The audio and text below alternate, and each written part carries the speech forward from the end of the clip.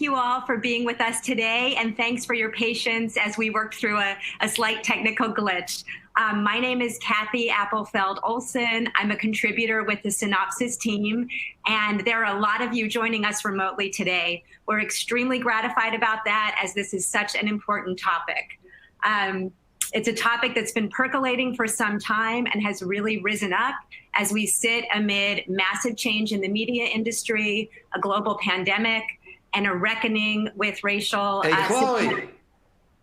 systematic racism like we've never seen before. So I'm going to introduce you now to our speakers, give a brief introduction, and I'll be back later on to guide us through a Q&A. If you have questions during the presentation, please go ahead and type them into the box, and we'll get to them at the end of the presentation. First, would like to introduce Natasha Alford. Natasha is the Vice President of Digital Content and a Senior Correspondent at the GRIO. She leads a national team focusing on news and issues that affect the African American community. Natasha has bylines published in numerous media, and I'd be remiss if I didn't say she's a fellow Northwestern Medill alum. We also have Byron Allen with us. He's founder, chairman, and CEO of Entertainment Studios, one of the largest portfolios in the cable industry, as well as being a media pioneer. Byron is a longtime and very vocal proponent of having not only diverse voices at the table, but diverse voices as an integral part of the conversation.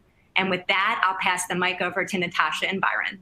Chloe, ring light. Thank you so much, Kathy. And welcome to everyone who is joining us, wherever you are joining from. We are so happy to have you as a part of this conversation. Again, my name is Natasha S. Alford. I'm VP of Digital Content at thegrio.com, and I'm honored to be joined by Byron Allen, the founder, chairman, and CEO of Allen Media Group. And this is such an important time in America, particularly for Black America. And between COVID-19, police shootings, civil unrest, there's so much for us to unpack, but particularly when it comes to Black-owned media.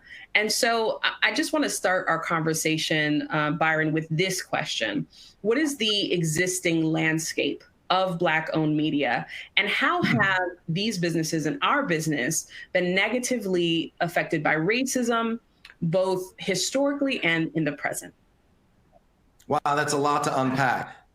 Good to see you, Tasha. And first of all, I want to thank everybody for taking your time and spending this afternoon with us. We have a lot to talk about, a lot of work, and a lot that we need to achieve. So listen, Black-owned media does not exist. It's done. And Black-owned media had a tough time getting out the box to begin with. And Black-owned media has been completely obliterated by basically systemic racism on Madison Avenue.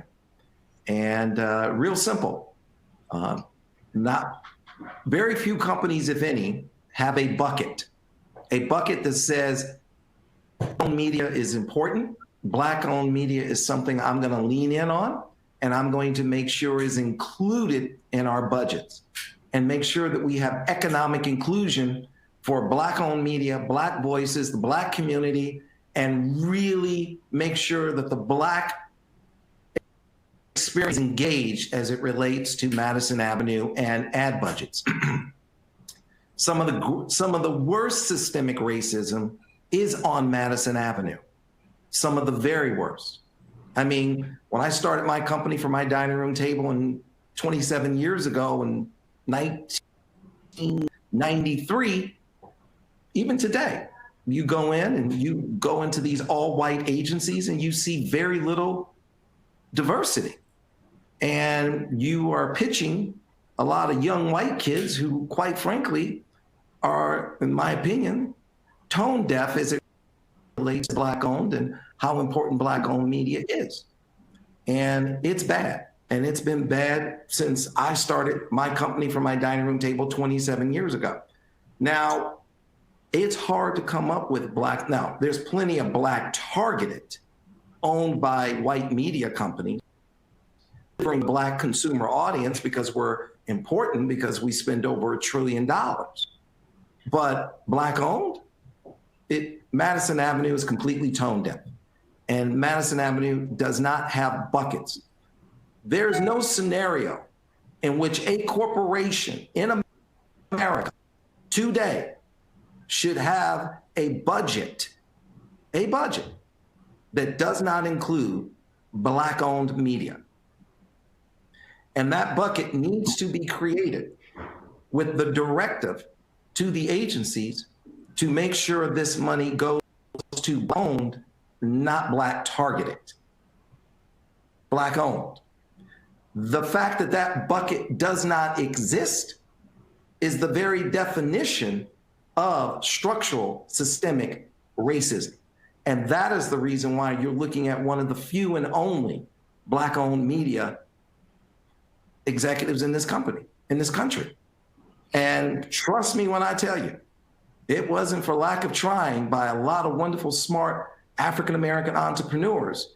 It's that systemic racism on Madison Avenue to systematically not include Black-owned media. And I'm gonna be extremely frank and honest about what my experience has been as an African-American starting from my dining room table 27 years ago. And because I'm having this conversation for a number of reasons. Number one, we can do better, but we're not going to do better and be better unless everybody leans in. And we have to stop with the minimizing. Everybody wants to do what's the bare minimum I can do to stop those angry Black people from being angry at us. Well, that goes away when you in your heart are sincere and you lean in and say, this is important, and you make it important, and you do the right thing. Lean in. So I say we don't need chief diversity officers. We need chief investment officers. And every chairman and CEO at every major corporation in America needs to become the chief investment officer and make sure that their corporation, which is pulling billions and billions of dollars out of the Black community, is leaning in and investing in the Black community with Black-owned media. We need chief investment officers. These chairmen and these CEOs, they're full of it. They're full of it when they talk about Black Lives Matter and this is important to us. I can name you quite a few corporations who have put out these statements about Black Lives Matter, and they are lies and they're empty statements, and they don't spend one penny with Black-owned media, not one penny. And I knock the doors personally of some of those very corporations for almost 30 years. And I have buddies who've knocked on those doors who they did not systematically do business with. And now is the time to hold them accountable. So it sounds Today, like... do not stay in this webinar if you want fluffy and you want pretend and you want, fake. You come here and you speak with me to get what is the real, these are the real answers and the real experience. I'm going to give names, and I'm going to talk about corporations, and I'm going to talk about how we're going to hold people accountable, because quite frankly, at this point, that's the only way to get it done. All right, so you heard it. We're having a real unfiltered conversation right here on Cynopsis. And Byron, I love it. I see the questions coming in already from everything that you said. Byron, 2 words stuck out to me, and that was economic inclusion. Can we just dig into that a little bit further before we go into naming names? We're going to put that in that's a teaser coming up. What is true economic inclusion? Mom, daddy, call your sisters, call your brothers. I'm naming everybody.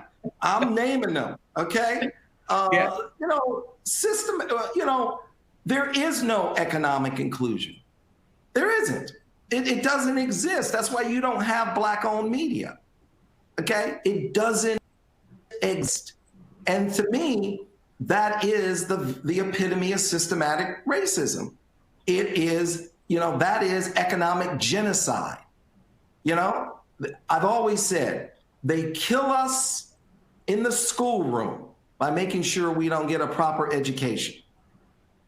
Kill us in the courtroom by making sure we get longer sentences than anybody else, and that's been proven. The Attorney General of the United States says, I have a report that shows Black people are getting 20% longer sentences than white people doing the exact same crime. Okay? That came from Attorney General Eric Holder. Google it. And they kill us in the boardroom by making sure we don't have economic inclusion long before they kill us in the streets.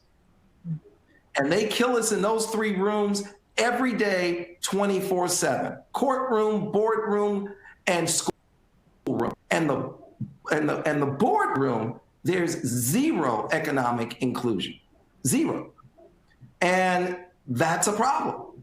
And you shouldn't be looking at the only African-American that owns a large-scale media company, one of the largest privately held media companies in the world, Black or white. I just happen to be Black. But what I went through to get here, no one should have to go through to get here. What I did, that is something that is, I'll save that for the book.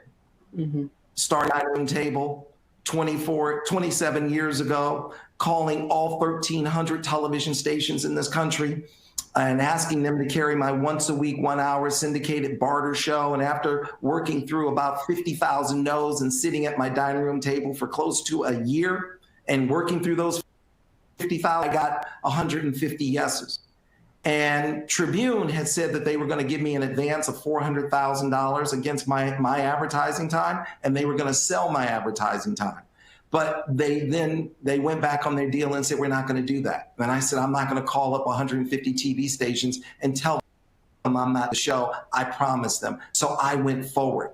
I did not know how to sell advertising time. I didn't even know what the upfronts were. I didn't know anything. And I had to teach myself how to sell advertising. And I kept smiling and dialing. And it was about a 4 or 5 year period where my home went in and out of 14 times. There were days I didn't eat. They were turning off my phones. I was calling people from a payphone. And I just kept smiling and dialing. And what kept me alive was 1-800 direct response, spray on hair. If that didn't exist, 1-800-ABS in 24 hours, I wouldn't be here right now. And that's what I lived off of. And I do mean lived off of the air of getting that. And finally, I sat with all the heads of the movie studios, the clients, because the ad agencies would not take my calls, would not return my calls, wouldn't engage with me. And I sat with all the heads of studios and I said, look, I'm having all your movie stars on.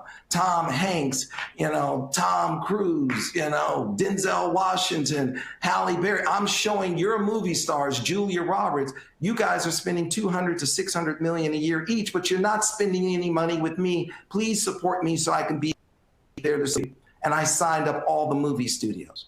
And then after I signed up all the movie studios, I was able to eat regularly, get my home out of foreclosure.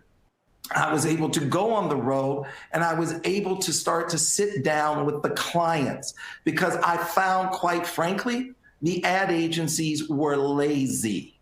That's right, I said it. The ad agencies were lazy. They just kept printing last year's plan and tried to keep it flat or increase it 2 or 3% and just did the same thing. So I started going to the clients, and every day I would go sit down with clients. And I said, my value add, this is what I can do for you. And then the clients started to tell the ad agencies, I don't know why you're not buying this guy's show. And I kept putting another show on, another. Next thing you know, one of the largest distributors of first run shows. Now we have over 60 shows, over 5,000 hours. Ended up with one of the largest privately held libraries in the world. And then I went to Verizon and I launched 7 24-hour HD networks. And then I bought the Weather Channel. And that was from smiling and dialing from my dining room table and unrelenting passion for what I do and loving and running through the wall 24/7, 365 since, pretty much the day I was born. You know, my mother and father got a divorce when I was 7 years old. I used to watch my mother cry herself to sleep, worried about food and money.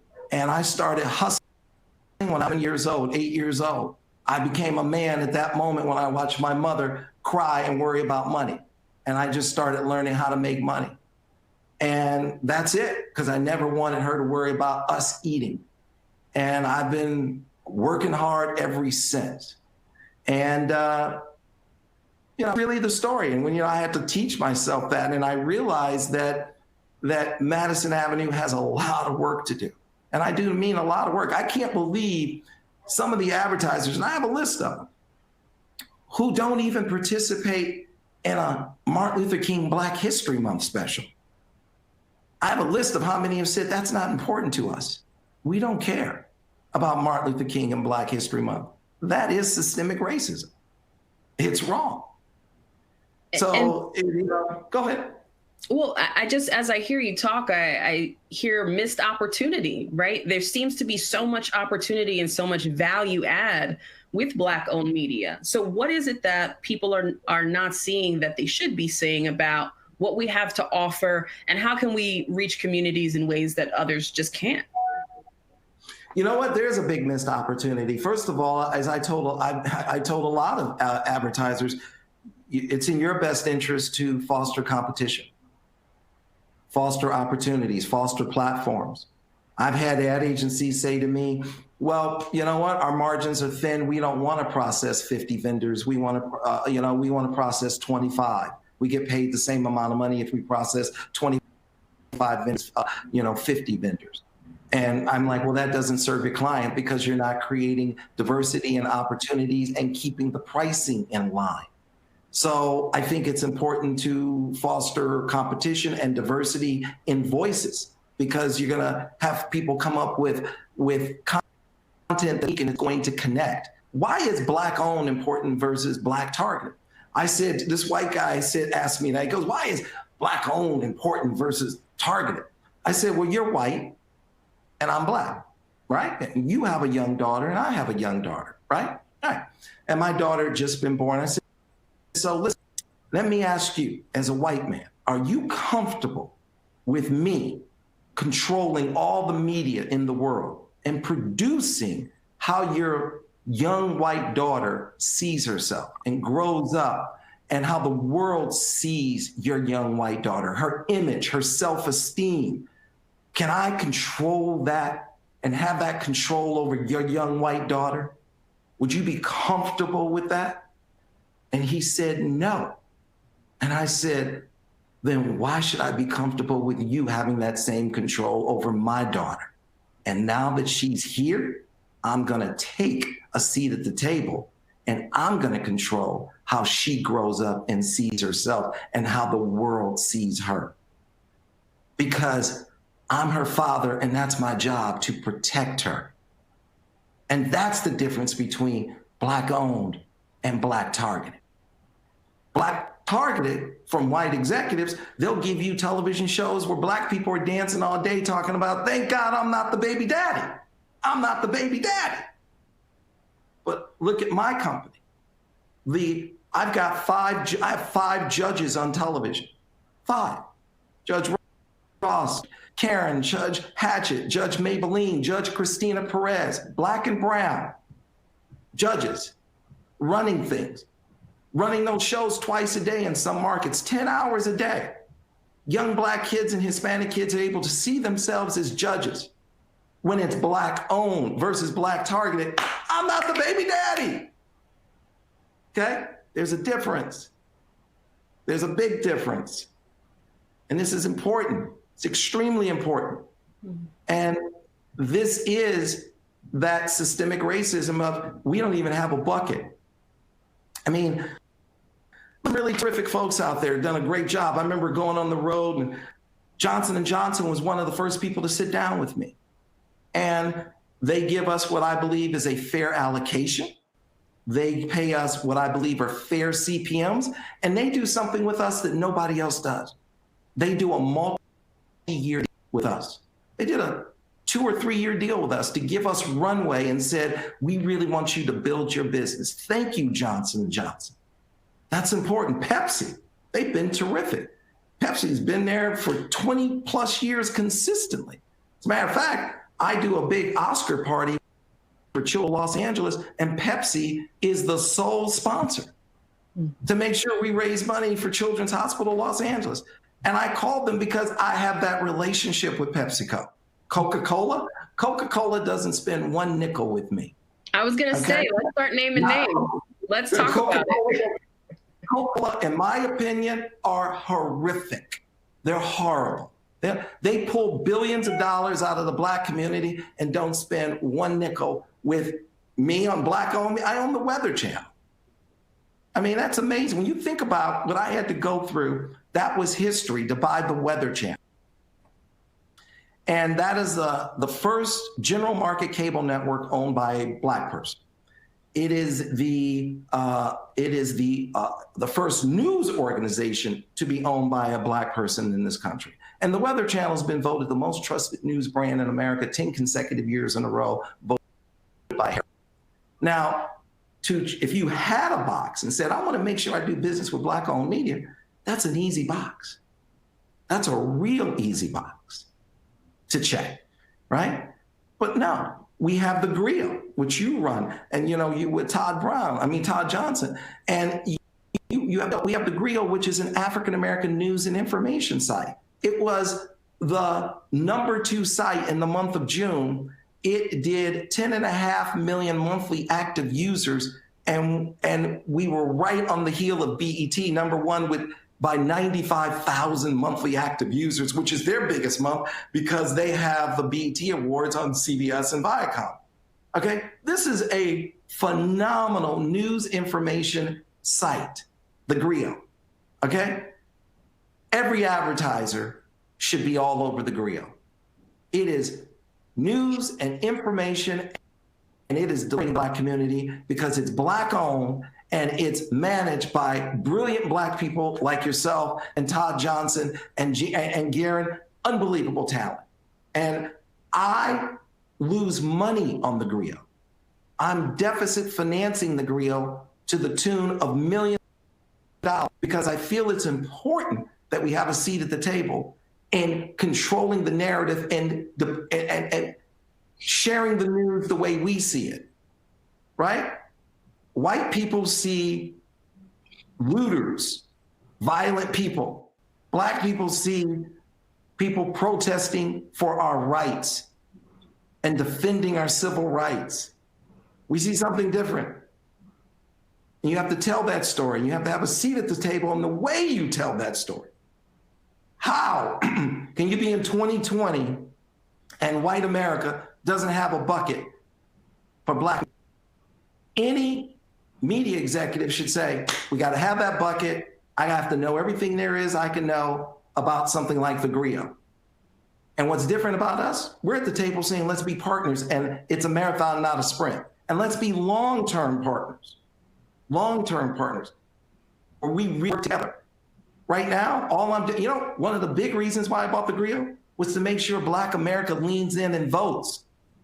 And what I've said to Black America has been... We've been amazing, right? That's why Kamala Harris came to us first and gave us the breaking news. Because I've said to Black, I want you to not only register, number one, I want you to vote, and more importantly, vote early. I've said to Black America, don't try and vote like you're an old, rich white woman and you can show up on November 3rd and think you're going to get in and out in 15 minutes. You're going to go stand in line for 8 hours, they're going to tell you were in line at the wrong place. So this is important. That's the difference. Black owned. We're in the community. We're of the culture, and we're ingrained. Every advertiser should be a part of the Grill. Every advertiser. If you're on Facebook and Google and Yahoo, you should be at the Grill. You should be all over the Weather Channel. Why? It is a phenomenal news organization. It protects lives. It happens to be Black owned. Right now, everybody's watching it because we're in hurricane season, and NOAA has already said our hurricanes are going to be the worst in over 100 years. So this is easy. We have 7 other networks that are phenomenal. Justice Central. Tell us more about what you're excited about in the coming year. Well, we have Justice Central, our 24-hour court network, which is amazing. Comedy.tv. We've Pets.tv, So we have cooking, we have pets, we have travel, we have comedy, we have cars.tv. We have Local Now, our streaming service, which is phenomenal. We have a streaming service that's very unique, very proprietary, provides local news, weather, and sports. And it's geo-fenced to your zip code. And look, there are a lot of good people out there. I'm very proud of Procter & Gamble. They're leaning in. And Starcom, I think they've been a terrific agency and a long-term partner with us. So I'm very proud of them. But listen, I have to tell you something. This is real. AbbVie is a pharmaceutical company. And I have personally reached out to the head of AbbVie. Okay. And their agency, Spark, someone at their agency at Spark, actually sent this email because we asked. And their email actually said, because we asked this advertising executive, this is in an email. AbbVie does not have a need. AbbVie does not have a need to support minority-owned businesses. They put that in writing? I have it in writing. Oh, wow. From a media executive at Spark talking about AbbVie. So I called the head of AbbVie, email, haven't heard back. I think of John Muszynski at Spark should talk to me.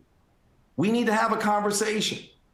These are problems. Pfizer, big problem. I've been knocking on the door of Pfizer for 20 years, nothing. And when I see Mary Barra of GM go on stage and say Black Lives Matter, I say, Mary, you're full of it. You're full of it because you should see, and you've been told in writing, you don't spend money with Black-owned media. And Mary, you should get off the stage and stop saying Black Lives Matter. And this is important when you don't have real economic inclusion for Black-owned media. And by the way, I love Verizon. Verizon put our networks in business. They put them in business. On the ad side, I'm very disappointed in Verizon because they don't spend any money with us. AT&T spends a healthy 7 figures with us. Verizon, not 1 penny. And I personally said, I'm getting on the phone with them, and they said, well, we're full up on cable. So they always have these rules. So we have enough cable. And I said, stop right there. You may have enough cable, but the Weather Channel is Black-owned. And I need you to lean in and embrace us and buy the Weather Channel as a Black-owned entity and stop with the excuses. When they provide excuses, that's when they're not prepared to really end what I consider the lack of economic inclusion, So, I mean, these are just some of the examples. And I'm happy to say it. And I've already said I'm going to be very vocal and very loud about it because it's not going to get resolved with Coca-Cola. We don't do any business with Amazon, who spend millions of dollars. Amazon, wake up. Create a bucket. I didn't get anywhere with the cable industry until I started suing people. And I'm not that guy. I'm not litigious. But it got to a point where there was a $20 billion lawsuit filed against Comcast, which got resolved. A $10 billion lawsuit against AT&T that got resolved. A $10 billion lawsuit against Charter. And don't be, I'll just say I'm not unhappy with where that lawsuit is.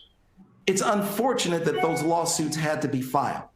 But it was I wasn't going to allow myself to go away and die like my contemporaries because they didn't speak up. And what I'm doing is I'm having these conversations, and these are not easy conversations, with Madison Avenue to say, we can do this in a way where it's a real partnership and it's the right thing to do. But unfortunately, I believe certain clients and certain agencies will have to be sued to make it clear we're not going to accept the lack of economic inclusion. And if we have to do with Madison Avenue, with what we did with the cable industry, then let's do it. but it's not going to continue. I'm not going to allow it to continue the way it's been continued, which is where we are just shut out. Byron, you've always been big on accountability and, like you said, partnership and not charity, because Black business owners do not need charity. We know how to do business. We need people who are willing to do business with us. Yeah. Kathy. I almost think I'm sorry, real quick. I almost think it's racist with all these donations. I think those donations are racist. It says you're a charity and you need a handout. I don't want a handout. We want a partnership. Do me a favor, stop making the donations. In my opinion, it's racist. Don't need the charity. Let's do business. Let's do business. Get to the table. Johnson & Johnson's brilliant. Procter & Gamble, brilliant. Get to the table. Do business. Stop with the charities. Stop with the excuses. Stop with you don't fit in this box. Get to the table and do it in a meaningful way and not minimizing. Get to the table and say, I'm going to spend $100 million on Black-owned media. I'm going to spend 10% on my budget on Black-owned media. No, every agency needs to say to their client, I'm interested in representing you unless you have a budget for Black-owned media. No client should work with an ad agency unless that ad agency comes to them and says, we are definitely creating a bucket for Black-owned media. And if you're not saying that, then you are the problem. You are the pillar of institutionalized racism because you're not including us. Am I being clear enough? Oh, I think you're being clear and you're laying out a blueprint so that it's not theoretical, but it's really practical. And I'm so excited. We have nearly 100 questions that people have submitted. Let's talk. I don't have anything to do. My kids are in the other room too. We started a little late, so we're gonna continue. Keep it going, Natasha. I have nothing better to do. This is my life. I'm 59 years old, and I want this fixed. My kids, I'm gonna fix this. Nobody else is gonna deal with this. I'm gonna deal with this. Just the way I told the President Obama administration, the cable industry is spending $70 billion a year licensing cable networks, but they don't spend a nickel with Black-owned media. And they said, well, everybody's afraid to speak up. I said, I'm not afraid to speak up. I'm naturally a comedian. That's what I do. I'm unfiltered and I bring the truth. But the way I'm gonna deal with it, I'm gonna deal with it where it never happens again. Now, I had to sue these guys for $40 billion, but that problem's resolved. And if we have to do the same thing on Madison Avenue, God knows we're ready to do it. What are the questions? Thank you, Byron and Natasha. That was certainly a stimulating conversation. Anyone that thought that they were getting fake and fluffy from Byron Allen has now been disavowed of that thought. We have quite a few questions to get through. If there's a theme that I have drawn from your conversation so far, Byron, it's money talks. It's money talks, and let's make that investment. So for starters, you have called out the systematic racism that continues to exist on Madison Avenue and the need for executives to lean in. Where do you suggest that those executives start in terms of education, in terms of new positions that perhaps need to be, need to be thought of? What is the ask and the lean in there? We're in a time where a lot of executives are purporting to learn and to unlearn things. What do you feel are some concrete steps that need to be taken right now? What exactly is that ask? Is it a percentage? First of all, great question. That's a great question. I don't think it's brain surgery. I think it's simple. What I find is when we start talking about economic inclusion for Black people, all of a sudden white people get confused. What? I don't understand. I can't comprehend. This is easy. Create a bucket. Simple. We're going to spend at least $50 million a year on Black-owned media. We're going to do multi-year deals so these businesses know they have our support and our partnership. That's simple. There's hundreds of billions of dollars that's moving through the system, and I get an email saying, hey, we don't have a need to support this kind of a business. Well, that's the problem. Just create a budget and make sure it goes to Black-owned. Black-owned. They made me give up my passport, my birth certificate, all kinds of it. Are you Black? I'm like, fine, I'll do that. Okay, it's certified. 100% Black owned, my company. 100%. Create a bucket, make the investment, stop with the donations, stop with the analysis paralysis. Like I said, I was disappointed when Verizon said to me, well, we don't buy, we have enough cable. Well, you don't have my cable. I'm Black owned. It's different. And what else do I have to do? I bought the Weather Channel, for crying out loud. How much easier can I make it for you, Verizon, Amazon? I mean, how much easier? General Motors, stop it. You really think people watching all the farmers Weather Channel? You should own the Weather Channel. You should own it.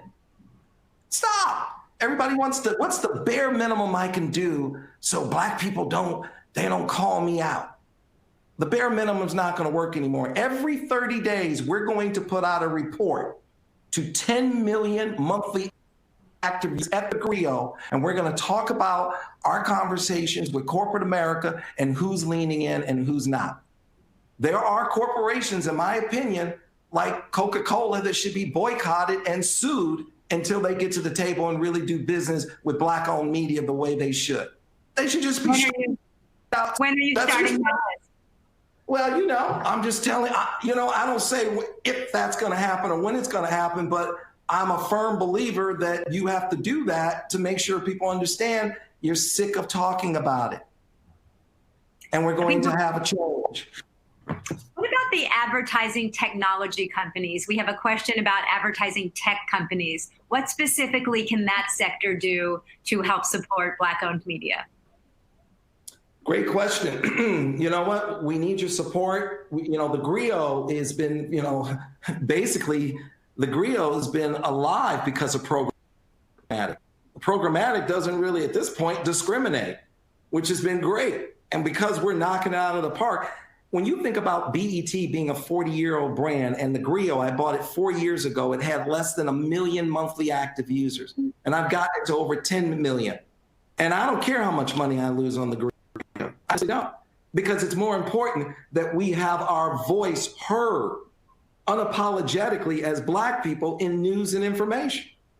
And I mean, we keep hiring people at the GRIO. Natasha called me the other day, said, will you hire these 5 people? I said, do you need them? She said, yeah. I said, would it make us the best? She said, yeah. I said, hire them. Go. We're the largest employer of Black journalists in America, the GRIO. Would that be right, Natasha? Certainly one of the largest. Employer, yeah. Black owned, yeah. The largest of Black journalists. That's what Black owned media is. So yeah, the technology is important. We have another audience question. As a Black-owned media company, do you feel it's important for these companies to target audiences beyond the Black community with the content and services they provide on their platforms? Meaning creating content targeting Caucasian and Asian audiences. If so, why, and how challenging is that from your experience? Well, that's another great question. I love this audience. We can hang out all day. We should all go on a camping trip. So here's what I would say. Most of my content, the way I built my company was to go after white audiences. White audiences, because Madison Avenue told me early and made sure I understood early, if you bring that Black stuff in here, I'm not buying it. And I'm not supporting it. So you look at a lot of the shows that I started with, they were white targeted. I bought the Weather Channel. So I'm making it really clear that I'm going to go swim in that pot of money. Rupert Murdoch came here from the UK and he starts Fox Network. And he's a sitcom called Living Single. And NBC at the same time started a sitcom called Friends. And Rupert Murdoch was in a meeting. And he's like, I don't understand. At this point, Living Single and Friends were getting the same rating. And they were basically the same show. Young Black, kids, young white kids, hang together. He says, why are they getting 4 times more money for Friends than we are on Living Single? And it's the same show, more or less, and it's the same rating. And his executives had to explain to him because one had a white cast and one had a Black cast. Madison Avenue told this new billionaire, white billionaire who had just come from Europe to the US, don't bring me that black stuff if you want to get paid. So I started by doing general market. And after I was able to get some scale, I went and said, I want to do the griot, because that is where my heart is. I'd like to hear Go for it. I'd love to hear from Natasha and Byron on the next question. How do you each feel about Black-owned media being bought out by big conglomerates? You mentioned the Murdochs. This is a good tie-in, despite them still super serving Black consumers. As a side note, Black-owned media going out of business because they are not able to get the same funding as other white-owned outlets. Listen, you know what? This is really something. You know, another great question. Sumner Redstone bought BET for $3.5 million. And the reason Sumner bought it is he said to Bob Johnson, I don't understand. I have MTV, Sumner says, and you have BET, but you and I are doing almost the same rating. Why are you getting, 5 pennies a 30 and I'm getting 15 pennies a 30? I don't understand why you're not getting sub fee. And the reason he bought them is because he saw that they were devalued and underpaid. That was the reason Sumner bought it, because he saw what he was doing with MTV and how little BET was getting. Now, look, I support Black Targeted because that provides Black jobs. Support Black Targeted. I want you to support Black Targeted, but I also need you to support Black-owned equally, if not more. And I will tell you this. I was born in Detroit, Michigan in 1961. And I was very proud. My dad worked at Ford Motor Company. He worked at Great Lakes Steel. And I couldn't wait to grow up to get a uniform and go work with them at a factory. And one day I saw and someone in my neighborhood named Berry Gordy doing something called Motown. And I was so in love with Berry Gordy and Motown. And the day he sold Motown, I cried like a baby. And I cried like a baby because I felt like we didn't own anything. And when people come to me to buy me, and they would buy me for quite a bit, I'm like, no, I'm buying you. I'm here to build the world's biggest media company, and that company will be Black-owned. For me, yeah, I was just going to say that, as a Black journalist, who has also worked in a mainstream, non-Black owned newsroom for a stint, there is just a difference. There is a difference in the feeling of being able to be unfiltered, to be seen, to not have to explain why a story matters. There's something about, Black journalists in our community. We often see a trend before others recognize it. And when you're in a Black-owned newsroom, like the Griot, for example, there is a sense of recognition and explanation that you don't necessarily have to give. And so I really cherish that. I think it has to be appreciated. And it's why when Senator Kamala Harris comes to us, there are certain questions that we're going to ask and accountability that we'll create that maybe another newsroom may not focus on. I also think about the fact that we're 52 years after the 1968 Kerner Commission report, which told America, this is why America's on fire. This is why these riots are happening, because you've created two Americas and the media does not truly represent what is happening in Black America. There's a whole segment of the population that feels left out. And so people are responding, and you don't understand their rage because the media never really told you what the real story was.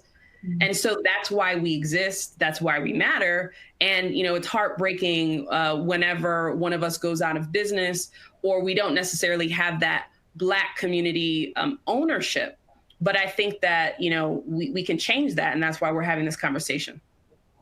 I wrote an op-ed called Black America Speaks, America Should Listen, What We Need to Do to Never Come Back Here Again. And it sits at the Griot, and it will always sit at the Griot.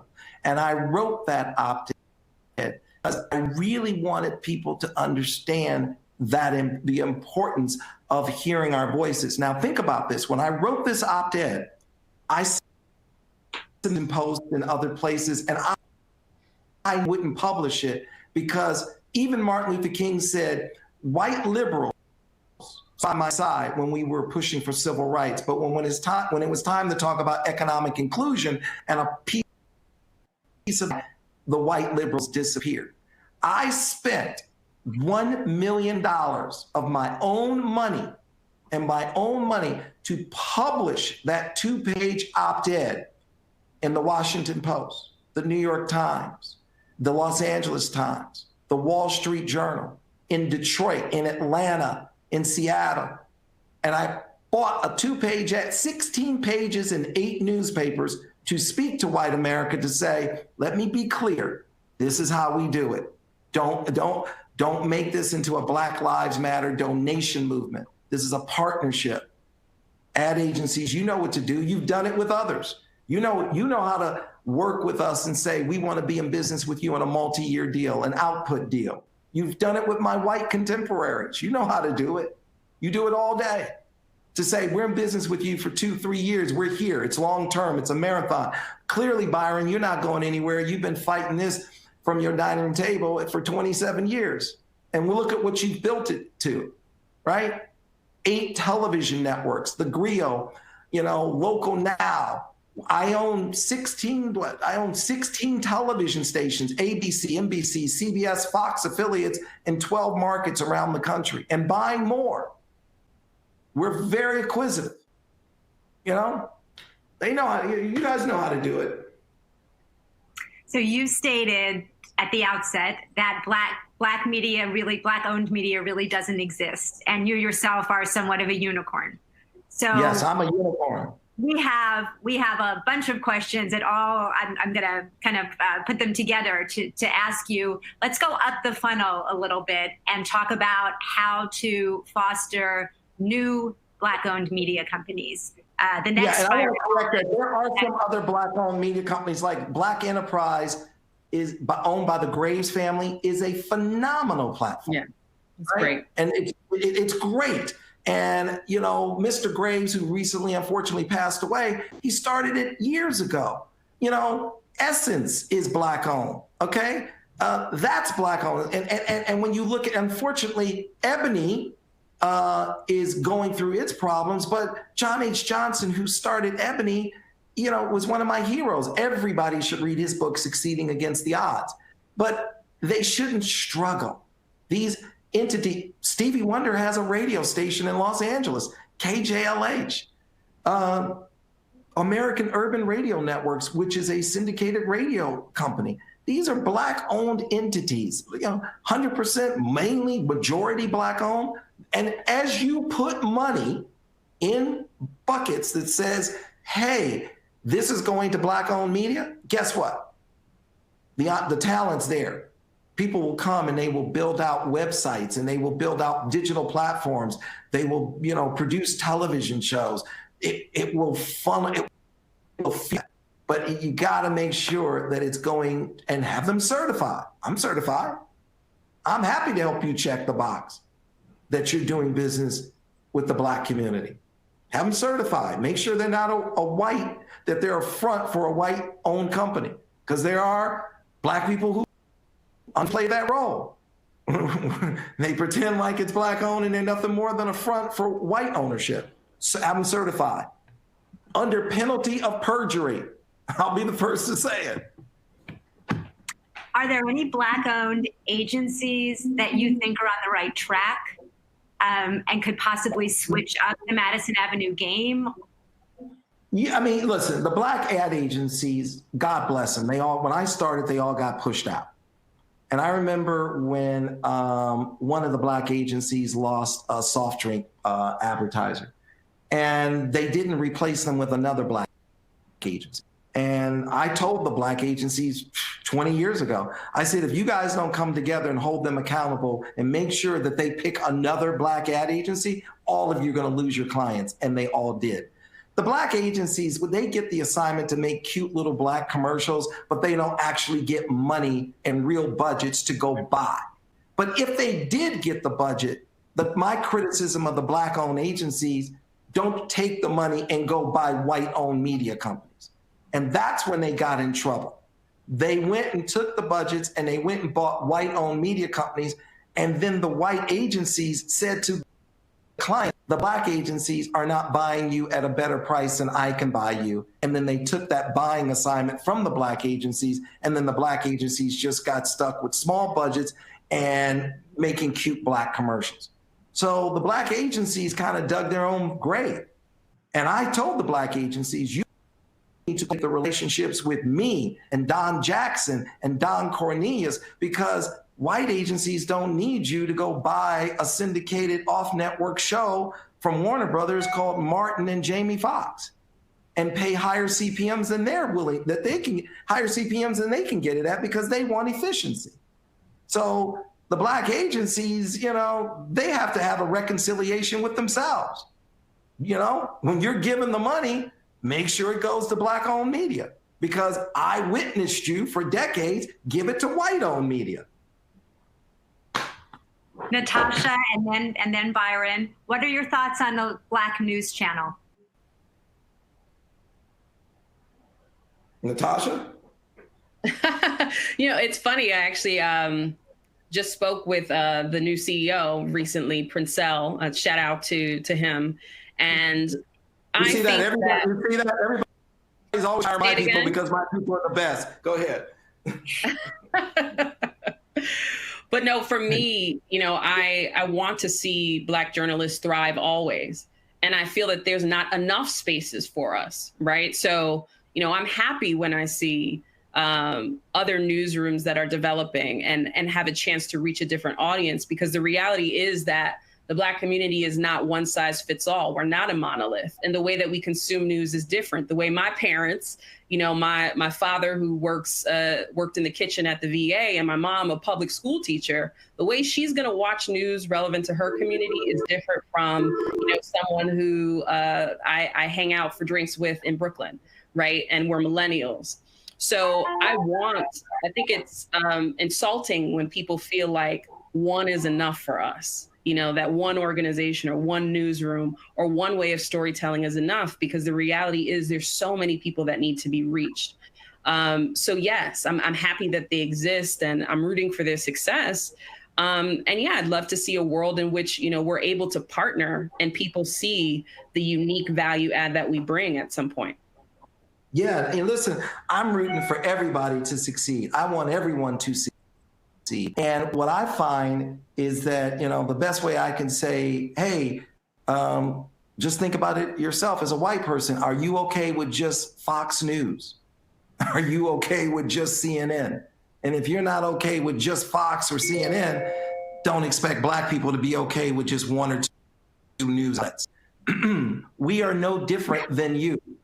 And any question you have about me, you can answer it yourself, because I'm a human and you're a human. And are you cool with just one outlet? The answer is hell no. So more the merrier. Like Mr. Ray said, I'm rooting for everybody Black. That's our motto. But the truth of the matter is, I'm rooting for everybody Black or white, because the truth of the matter is, I want, as Martin Luther King taught us, two Americas will not survive. We need one America. We can't have one. And he said, two Americas. You have one America that has opportunity and access to mentorships and capital that's not predatory, and the other America doesn't have access to anything. And two Americas will not survive. And Martin Luther King taught us that. And now you're watching the two Americas unravel right before our eyes. And we have to come together as one America, and we have to fight for the American flag. We have to fight for American global dominance and market share. And the thing I've always said to white America, you could play this game the way you played this game, 50, 60 years ago. You can't play it this way anymore, because white America, brace yourself, America is no longer enough to compete globally, because other nations are producing more intellectual capital at a faster rate than white America. China's got 40 million kids in college, mastering, science, technology, engineering, and mathematics. Actually, only 4% of the global population. We're not developing enough intellectual capital to compete globally. And the math doesn't work when half the women in this country live at or below the poverty line. So white America embracing Black America and making sure every American lives up to their potential is truly saving not Black America, but white America, because white America has the most to lose, since white America has 99.9% of the wealth. And as we slide down, we're sliding down on your money because we don't have any money to slide down. We are certainly amidst a time of mergers and acquisitions in the brand and in the agency world. Agencies, larger agencies buying up smaller agencies, a lot of consolidation, more opportunity there to support Black-owned media, to elevate Black-owned media, or more difficult? Well, you know, what happens is when you have these mergers and acquisitions, obviously the little entities become collateral damage and get wiped out. So when we do allow these mergers and acquisitions, you need to make sure we have economic inclusion. Make sure that we're part of that landscape, because you're allowing these big mergers and acquisitions. And I don't care what you do, quite often they're going to lay people off and cut things. And usually the first to go, Black and brown people. And Black people are barely at the table anyway, so that's an easy one to not miss. So we have to be careful. And again, it's not brain surgery. Just make sure that we have that ability to make sure people are included. They're included. So mergers and acquisitions, and by the way, that's what I'm spending most of my time on, buying media companies, scale, to get greater scale. Because I know bigger is much better. Bigger is much better. As we talk about agency executives and brand executives leaning in, embracing this narrative and investing, putting their money where their mouth is, are you concerned at all about those who are leaning in being potentially wolves in sheep's clothing? Folks who don't really, necessarily understand, are kind of moving along with something without doing like the deeper work, and what proactive steps can be taken to make sure that there's accountability there? Listen, I think at the end of the day, the chairmans and the CEOs and the chief marketing officers, this is about their self-preservation, because this is a different time now. Because of the Black Lives Matter movement, they're going to be accountable. They're going to be held accountable. Are you really doing business with Black people? Do you have a budget to do business with Black-owned media? And if they don't, they're going to be held accountable. And there's going to be a lot of people, who, quite frankly, in my opinion, will probably lose their careers over this because they're tone deaf and they're not yet. Now, they shouldn't do it to protect their careers. They should do it because it's the right thing to do. And it's good business and smart business to do business with somebody who does business with you. And people know, Black people, we know when you're doing business with us. We watch the outlets. They're looking at the grill, see who's lit. Oh, wow, look at that. Walmart really wants me to come to their store. They're advertising at the grill. Target is really, they're all over. They want me to, AT&T wants me to use their products. They're all over the grid. They are celebrating us. The Black community is smart. They know what's Black owned, and they know what's about them, and they know who's there. And they also know who's not there. But we're going to print it and make sure they know it. But I think that you're going to have a tough time keeping your career if you're pretending and you're faking it, because for the very first time, you're going to be held accountable. And very few people will survive the accountability. It's unfathomable that I would have literally an email from Spark that says those exact words in writing. AppV does not have a need to support minority-owned businesses. In writing, Spark, AppV, we need to talk. It's a problem. It's a big problem. We have time for two more questions. Byron, I'll tell you, there are a lot of people on our session today who would like to reach out to you. I don't know if there's an email or a gateway email that you'd be willing to share, but you've got a lot of people who would like to get in touch and continue the conversation. So something to think about. Here's an audience question. what do you suggest for young Black professionals who have worked in advertising and marketing for a substantial amount of time, 10 plus years, who'd like to venture out and start their own business within the industry? I think it's a great time. I think it's a great time because, when I started from my dining room table, the company 27 years ago, but my career 45 years ago, we didn't have what you have now. You have global distribution. That's amazing. You're able to, there were days I didn't eat and I didn't have my phone on because I had to pay the cameraman and I had to pay the sound person and I had to pay the editor. All of that is much, much, much more efficient, much cheaper. And now you have global, you have the world, you have digital platforms that are global. Hell, I wish I was 20, 30, 40 years old, younger. Game changer, game changer. You are in a brilliant place.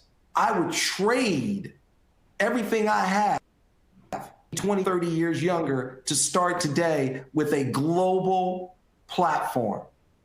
Because if I could take my 30-year younger self and apply it to a global platform and not all the time and energy I spent begging stations to carry my shows and advertisers to stop hanging up on me, well, these global platforms take care of distribution and programmatic advertising. Now you're just making content and grabbing market share. God blessed you by making you 20, 30, 40 years younger than me. And I'm not mad at you. I'm just saying maximize it. You're blessed. And to riff off that, a final question for you. Moving forward, what do Black executives need to do to access dollars for Black businesses and Black consumers without losing their own political capital? Well, don't worry about your political capital. Be yourself, be loud, be proud, and speak up. Fear is another form of living on a plantation. Get off the plantation. My business started doing well when I stopped worrying about pissing off the ad agencies. Clearly, I think people know I don't care about that. And I started going direct to the clients. And you can't worry about stuff. You just got to be true to yourself. If that's how you feel, I'll tell you something. There's a guy who works for me, Darren Gallant, and he's white. And Darren, when I met him, he was working at Cara. He quit Cara. And he left because he said in his opinion, he witnessed systematic racism.